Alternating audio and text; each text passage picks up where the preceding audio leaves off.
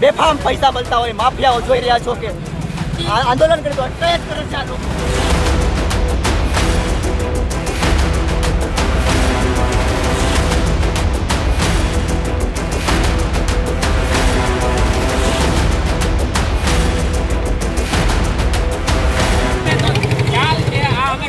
લડાઈ લડીએ એને ભાન ન પડે અમારી મુલાકાત લેવા નથી આવતા. બસ એવી તો નહીં ને. હાલો ક્યાં ગયો આટલો તમારું.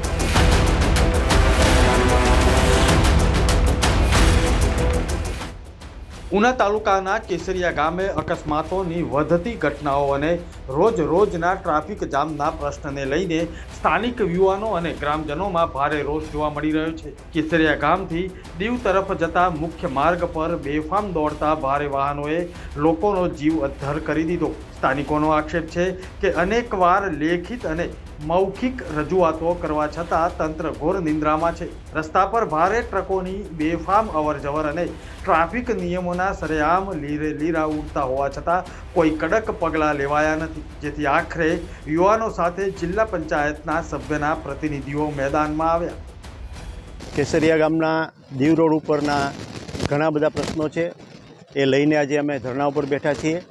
પ્રશ્ન અમારો એ છે ખાસ કરીને કે દીવ રોડ ઉપર જે અવારનવાર એક્સિડન્ટો થાય છે ટ્રાફિકને કારણે, એ એક્સિડન્ટો અટકે, કેસરિયાની જનતાની સલામતી વધે, એના માટેથી સ્પીડ બ્રેકરની માંગણી સાથે અમે બેઠા છીએ.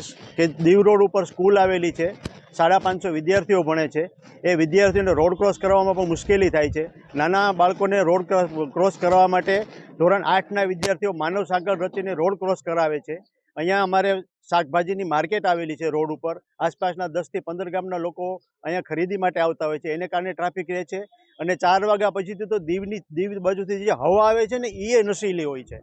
તો એ બધી બાબતોને ધ્યાનમાં રાખી અને દીવ રોડ ઉપર જો સ્પીડ બ્રેકર કમસે કમ 3 સ્પીડ બ્રેકર રાખવામાં આવે તો આવી બધી સમસ્યાઓનો ઓટોમેટિક હલ થઈ જાય છે.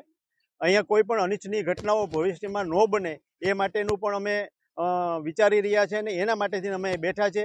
તો અમારી માગણી અને લાગણીને સ્વીકારી દીવ રોડ ઉપર સ્પીડ બ્રેકરો મૂકવામાં આવે એવી અમારી ઈચ્છા છે. ગામની આગેવાનો તરીકે, આસપાસના ગામના આગેવાનો તરીકે તો અમારી માગણી સ્વીકારવામાં આવે એવી અમે તંત્ર પાસે માગણી કરીએ છીએ. જય હિન્દ, જય ભારત. તંત્ર સામે લડી લેવાના મૂડમાં આવેલા ગ્રામજનોએ શરૂઆતમાં શાંતિપૂર્ણ ધરણા કર્યા, પરંતુ કોઈ સાંભળવા ન આવતા આંદોલન ઉગ્ર બન્યું. રોષે ભરાયેલા લોકોએ મુખ્ય માર્ગ પર બેસીને જ ચક્કાજામ કરી દીધો, જેના કારણે દીવ જતો આખો રૂટ કલાકો સુધી ઠપ થઈ ગયો હતો અને વાહનોની લાંબી કતારો લાગી હતી. આજે ઉના તાલુકાના કેસરિયા ગામે ધરણા પ્રદર્શન છે. વિવિધ માંગોને લઈને પ્રદર્શન કરવામાં આવ્યું છે. ગામની માંગ એવી છે કે જે કેસરિયા દીવ રોડ છે એ દીવ રોડ ઉપર એક પ્રાથમિક શાળા આવેલી છે, એક શાક માર્કેટ આવેલી છે, લોકોની અવરજવર વધારે પ્રમાણમાં છે અને ભૂતકાળમાં ઘણા બધા અકસ્માતો સર્જાયા છે. માટી ભરેલા વાહનો, ઓવરલોડ વાહનો આ રસ્તા ઉપરથી ચાલે છે અને અકસ્માત સર્જે છે, જેના કારણે ભૂતકાળમાં જીવ પણ ગયા છે અને ઘણા બધા લોકોને ગંભીર ઈજાઓ પણ પહોંચી છે.